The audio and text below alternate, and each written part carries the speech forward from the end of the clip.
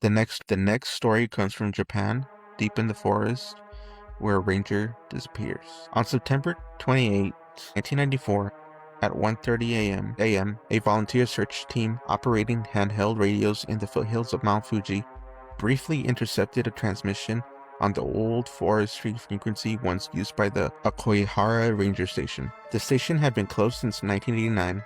The small wooden ranger cabin had served as a monitoring point for hikers entering the forest trails. After funding cuts and declining use, the forestry office removed the equipment and sealed the building. The last ranger assisted to the cabin was Kenji Sato. According to the police records, Sato disappeared during the night patrol of October 1988.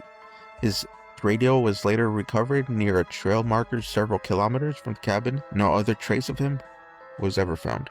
6 years later, during a nighttime search operation for a lost hiker, the volunteer team began hearing interfaces across the radios. Shortly after 1:30 a.m. At 1:36 a.m., a clear transmission broke through the static.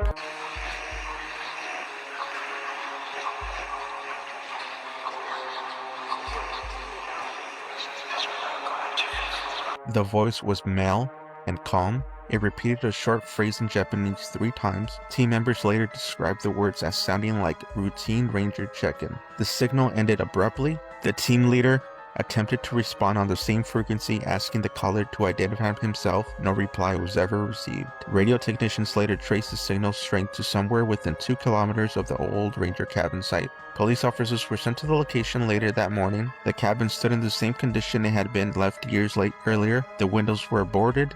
The padlock on the door was shown no signs of tampering. When the door was opened for inspection, the interior was covered in dust and fallen leaves blown through the cracks in the walls. The radio console that once operated inside the building had been removed in 1989.